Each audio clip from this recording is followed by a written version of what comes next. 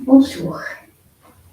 Donc aujourd'hui, je voudrais poursuivre cette réflexion en fait sur maître ou enseignant et disciple. Et l'autre jour, j'ai lu le texte que Betty avait écrit à propos de Moriyama Roshi. Et aujourd'hui, je voudrais revenir à la base, je voudrais revenir au point de départ, je voudrais revenir au texte que Maître Dogen a écrit justement sur l'importance d'avoir un maître. Et moi, c'était quelque chose qui m'a laissé un peu perplexe pendant un certain temps. Parce qu'il me semblait que Zazen était le tout, en fait, était suffisant pour moi, et parce que ça faisait tellement de choses bouger, et c'était une telle découverte qu'il me semblait que Zazen était suffisant pour moi.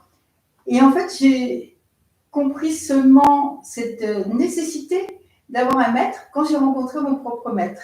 Ça veut dire que pour moi, c'est plus une expérience, quelque chose qu'on doit vivre, qu'une injonction, en fait.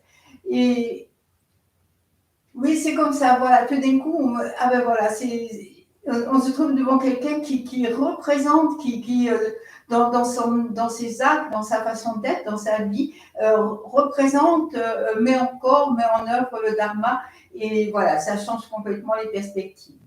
La deuxième chose à propos de ces textes, c'est qu'on y trouve toujours le mot maître.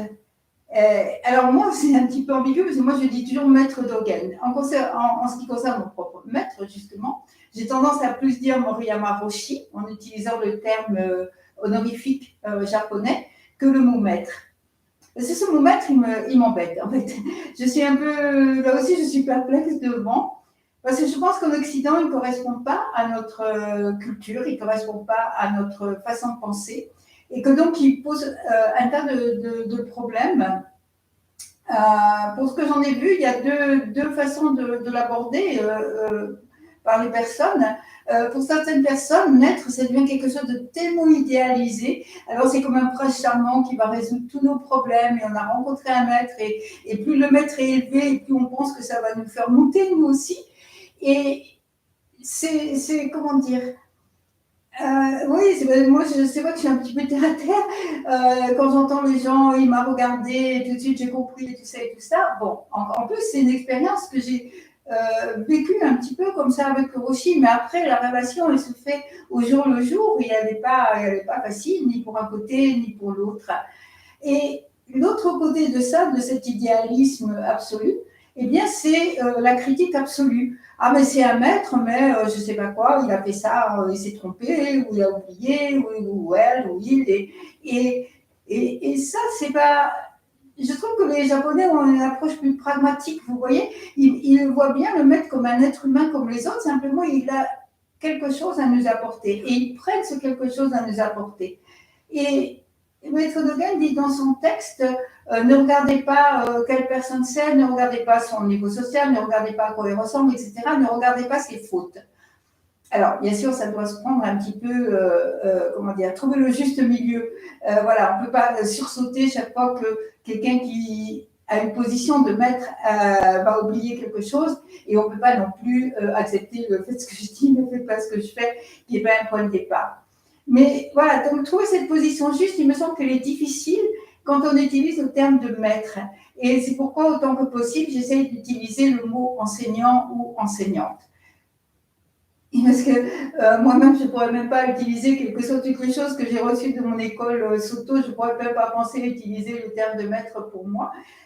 Maître Dogen dit, quand il a reçu une robe rouge de la part de l'empereur pour montrer son importance, il dit si je mettais ça, tous les arbres autour du temple se moqueraient de moi. Et moi, je crois que ça me ferait le même effet si je prenais le mot maître pour moi. Et j'aime bien le terme d'enseignant, parce qu'il veut dire oui, voilà, j'apprends. J'ai appris quelque chose, mais on est ensemble, voilà, parce que maître, ça met déjà une telle distance avec les autres. Moi, je n'ai pas envie d'avoir une distance comme ça avec les gens. On est ensemble et on avance ensemble dans le samsara pour essayer de trouver plus de lumière. Voilà. Donc, c'est difficile. Les textes comme ça de base sont difficiles parce qu'il y a dedans des notions, des concepts, des mots qui nous gênent, qui nous bousculent. Et hier, j'en parlais avec quelqu'un qui m'a dit oui, ce texte de Maître Dogen est difficile. Et je dis oui, c'est vrai, il est difficile, mais où est le problème? La vie, c'est difficile pour chaque personne, par exemple, qui est en couple. Eh bien, faire vivre un couple, c'est difficile. Élever ses enfants, c'est difficile. Savoir quelle décision juste prendre dans certains cas, c'est difficile. Voilà, c'est pas du sirop de caramel, tout ça. Et voilà, oui, c'est un peu difficile. Et se heurter au texte.